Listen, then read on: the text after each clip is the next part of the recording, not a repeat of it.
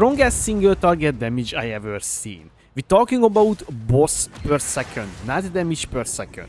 Try to stay on low budget as well. This version you see here costed me around 5 divines, making very accessible for anyone. Pinnacle bosses just disappearing from full health, making the endgame bosses a cakewalk. What's up guys, Bridget here. Our skill choice is Rake. You dash forward and doing a slash that will inflict bleed. This ability is always inflicting bleed, so we don't have to worry about bleed chance on the tree or any source. Alone this would not deal too much damage. There are multiple ways to increase this damage. First step, reach 100% crit chance and very high critical damage multiplier, because the bleed is benefiting from the hit damage. Easiest way to reach that, using Tangletongue unique spear. This will provide us the very high base critical hit chance, increasing even further with the passive tree and Jevers, reaching 100% crit chance. We choose Blood Mage for various reasons. First, this Ascendancy has a notable blood barbs. Elemental damage contributes to bleed damage, because by default the bleed is just physical damage.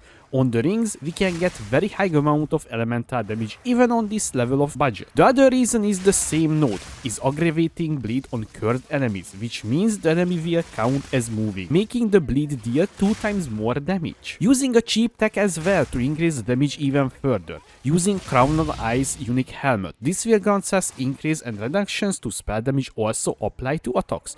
Alone this is not doing anything. This is where the next item comes in, 3D Light, unique focus. It will grant spell damage per 10 spirit. The raw range on this one 8 to 12%. I have 11%. This build has 190 spirit. 190 divided by 10 is 19. 19 times 11 is 209% spell damage. This is around 30% of war damage or even more, which is kinda good if we're talking about like 15 exalted investment. Using a Curse Aura, Temporal Chain. The reason for this, the more the bleed duration, the higher damage will be with our next ability. Using Bloodhound on the enemy health bars. You already noticed the other colored red. That's the bloodlust from the bleed damage. When you activate Bloodhound, you will consume this, and it will deal insane amount of damage. This ability can crit as well, making possible just one-shot any boss in the game. Setting up your one-shot, put down Orb of Storms, which will grant you rage. If you're standing inside the storm, use Infernal Cry. This will grant you like 150% extra fire damage. Move further away from the boss. Use Rake. This alone is enough to just one-shot most of the map bosses. Wait a little till the damage number is stopping ticking. Use Disengage, this will shock the enemy, and use Bloodhound. And you just one-shot the boss. Few words about the mapping. Well, this is a spear build, so it's a very easy choice.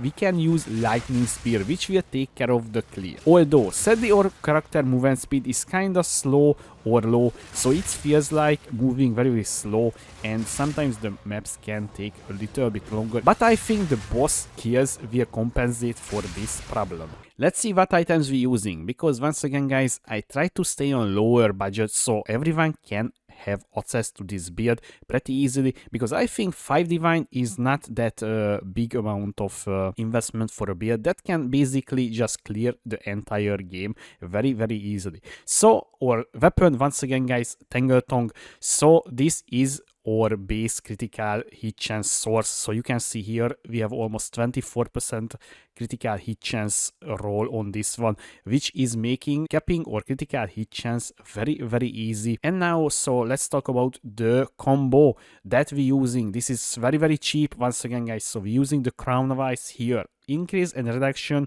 to spell damage also applies to attack.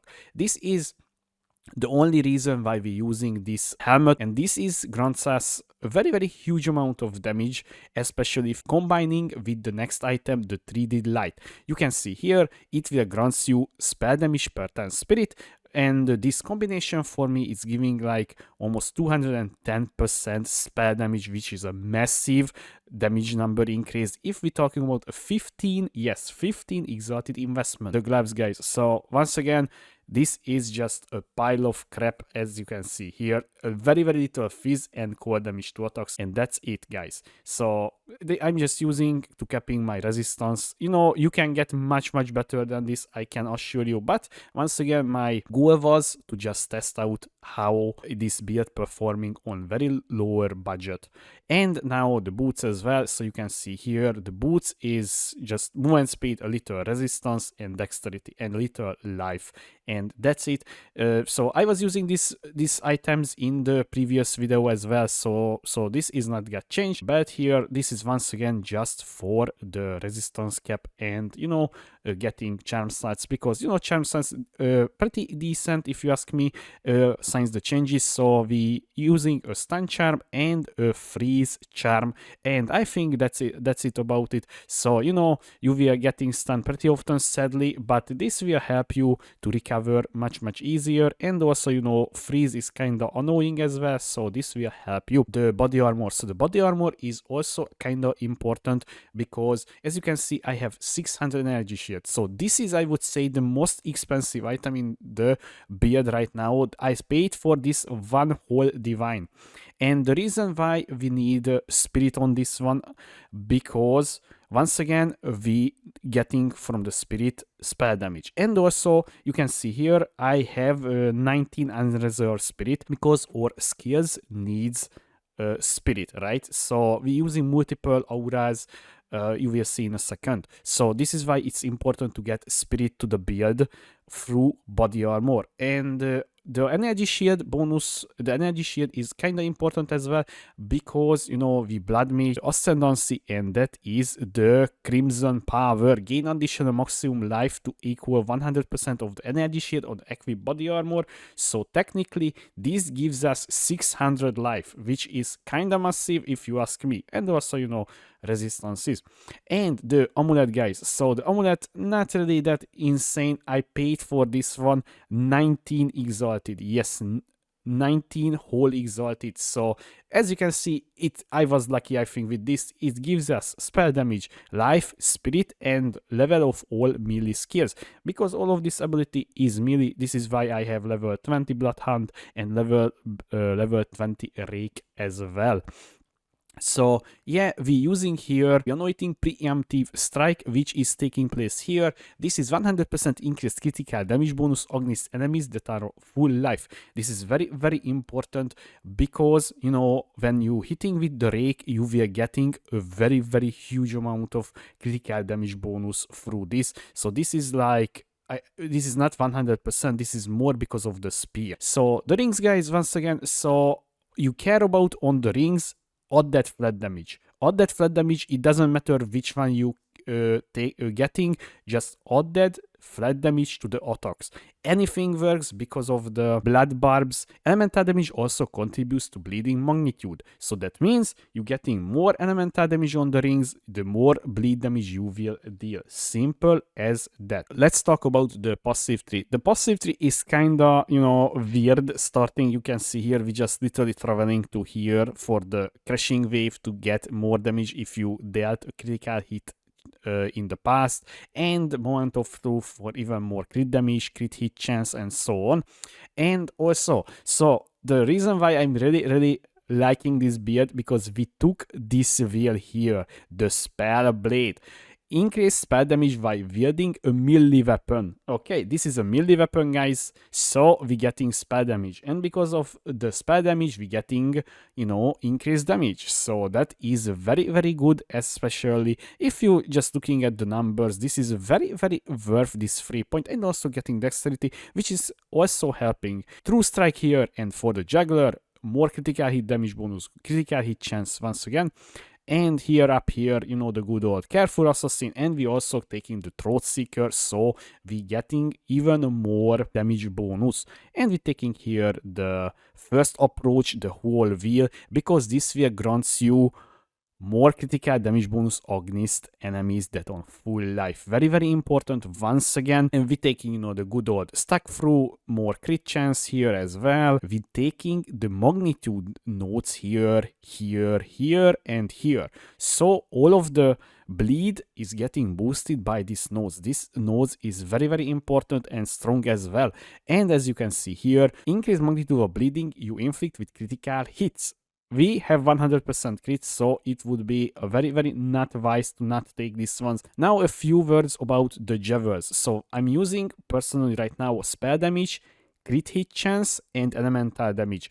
This looks like an expensive Javelin, but I paid for these ones 5 whole exalted. Once again, 5 whole exalted, guys. So here once again the same, and I am using a different Javel with increased bleed duration and bleed magnitude as well. So this is a kind of good as well. So you know, it's up to you what you want, but I was needed more critical hit chance because my spear was you know, not rolled a very, very high amount of crit chance. And you can see here as well, you know, more spell damage, crit hit chance, and elemental damage. Do not ascend immediately. I mean, you can complete the trial if you really want, but do not take this one because it will feel very, very bad early on, especially because you don't have, you know, life on kill, you don't have life regen and so on. So basically you will just slowly killing your character.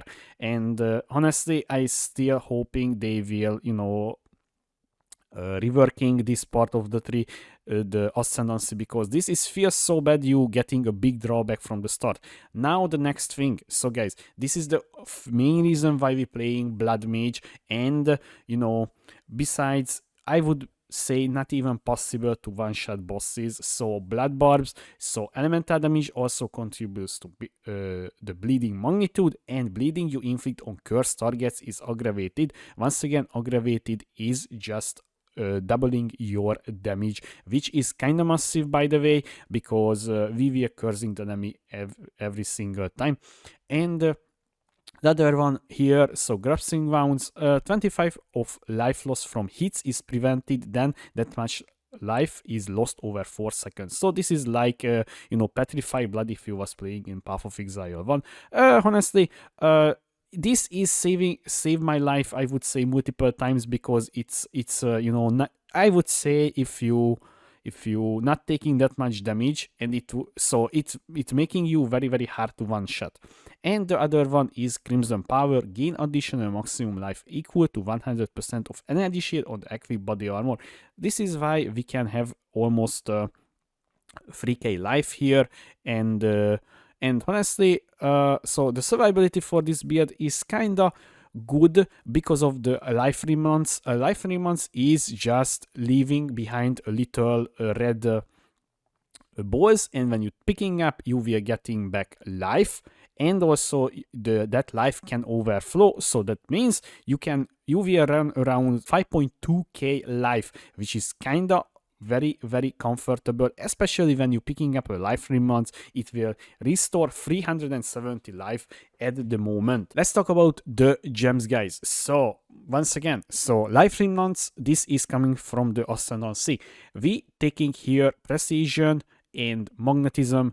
Remnants created by supporter skill can be collected from 100% further away. So this is very, very good because, you know, it's helping you to just suck in all of the extra life. And we using dissipate here.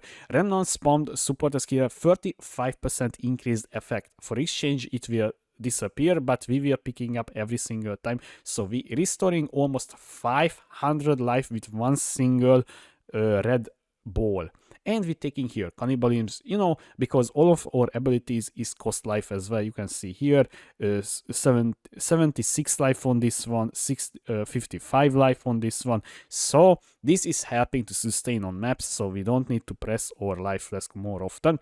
And now we arriving for the damage skills, guys. So rake once again here. The quality on this one also important, guys, because this is also additional more damage. Okay, so quality up, please, this one. And we're using here concoct, we're using here concentrative effect, ambrosia, momentum, and deep cuts. Now, so a few words about these two support gems. When you're using your rake, you will see immediately my life flask is losing charges, right? You can see here, because we're getting a very huge amount of damage bonuses from this one. So this is very important. And honestly guys, most of the time I just using the rake on the bosses, because the lightning spear is almost one-shotting every single rare that you encountering, unless you know the rare has extra life, for example, from the map mods and so on. So yeah, so I'm only using the rake on bosses. And once again, the momentum. So this is why you need to go away from the boss. Okay, so you can see here, this is like 2 meter. Okay, this is like 2 meter. This is very important, because if you're just using here, you will losing one single support gem here. So this is why I was saying you need to go further away from the target and press it. And Blood Hunt, so this is the execute ability. This is what is making Beard also even more broken. So Blood Hunt, once again, this will you can see here, nothing really you know, exciting looking, but when you hitting the target with this, it will feel so much more impactful. So this is by the way just a 4 link. So we're using here inevitable critical. So this ability is stacking up critical hit chance. So it will have 100% crit chance, because you're not using this very often just for the bosses. Blood loss part will crit. It's very broken, guys. I think it should be not crit, but hey. Behead and overextend, so this is more critical damage bonus, because once again this can crit, and more crit, you know, always welcome. And now our curse setup with Blasphemy. Do not forget you can quality up as well to get reduced reservation with this one. And we're using here temporal chain, and also once again do not forget to quality up, because quality is curse magnitude, so the curse will be so much more stronger. I'm using here heightened curse for even more curse effect, and also magnifying effect, you know, more array effect. So you know, the whole screen is covered, almost the whole screen is covered with slow. And also this will make the mapping a little bit safe, because the enemies will move slower. So like 20, we're talking about like 20% slower. Yeah, because you know the Blasphemy is reducing the curse effectiveness. You can see here 44% less. So yeah, this is 20%. And we're using here disengage, guys. Disengage is kind of important. So not because this is dealing damage, this is a utility setup. So we using here condense, so it will just, you know, more attack speed.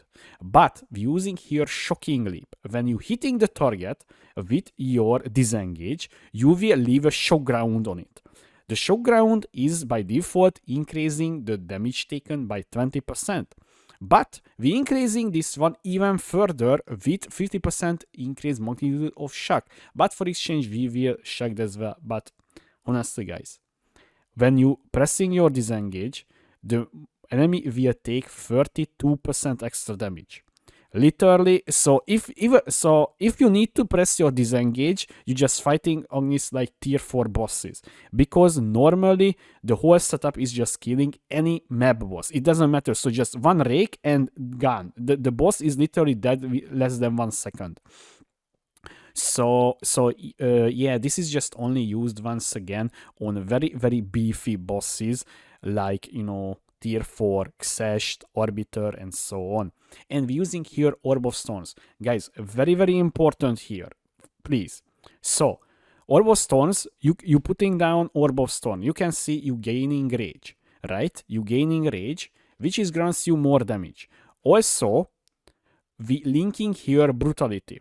Very important. So why? Deal no chaos and elemental damage. So the Orb of Stone will not hit the enemy, because Orb of Stone is fully elemental damage, and it's not dealing damage in this way. And we need to this one, because if even the boss is taking 1 damage, the boss will not consider full life. So your whole 1 shot potential going down significantly, because the preemptive strike, once again guys, is giving you crit damage bonus. And there are, we was talking about earlier, we took a full wheel that is working on his full life monsters, so it's very very important to not hit the target. So this is why I'm saying very very important to link brutality here. And here I'm using overambulance, but honestly guys, I thinking this is not even good, because it's not stacking faster the rage. So you can see here it's not stacking up faster, I think, the rage, because you can see here if I standing here, then it's just going up the same rate. So this is just, I would say, much better to just position yourself, because in this way you have so much wider range to move than just this little circle. And yeah, now another important one. So Infernal Cry, any low level Infernal Cry is working guys, because you don't need high level. And quality on this one as well, because it also grants you even more fire damage. Premeditation, more damage, very very important. And we're using Raging Cry to count even more, enemies in the range, and also Enraged Warcry to consume rage. So this is why we're putting down here the Orb of Storm before the boss fight start, and then when you have 10 rage, you can just press it, because you can see it's consuming 10 rage to grant even more damage, 30% more damage. Okay, and now we arriving the clear part. So this is just for mapping, this is not doing anything on single target fights. So we're using Herald of Thunder here with inner weight. When you kill a shocked enemy, you will getting inner weight, that's very good. And we putting here Electrocute. So the Herald of Thunder building up Electrocute, and the reason for this you will see in a second. Neural Overlord, support a skill Electrocute primed, enemies on hit immediately. We are basically on the trash monsters, we are getting Electrocute, so it is very good. And Lightning Infusion to get more damage for this ability. And also, so this is the Frenzy Charge generation part. We getting here Combat Frenzy. This is why we linking here the Electrocute for the Herald of Thunder. And this has a very very good uptime guys, by the way, if you're wondering, this is absolutely good. So yeah, this is how you're generating Frenzy Charges. And the clear skill guys, we arriving here Lightning Spear with Volt, nothing new here guys. Once again, I'm using Deliberation here for more damage, Primal Armament for even more damage, and also I'm using Lacerate here, so our skill can inflict bleed. This build guys, I think one of the most satisfying build on single target that I played. It's so damn satisfying to just use the rake and just seeing the boss health goes down, and if the bleed is stopping, you just executing them with Bloodhunt. Absolutely insane build. And guys, this we are getting nerfed 100%. There is no way that will be stay in the game, because this is Agnes Division, right? So yeah, I hope you enjoyed guys this video about my Blood Mage, Rake, Bleed build. And if you have any question, please leave a comment below, or you can find me on twitch.tv/Pidget2. Thanks for watching, I was Pidget, see you next time!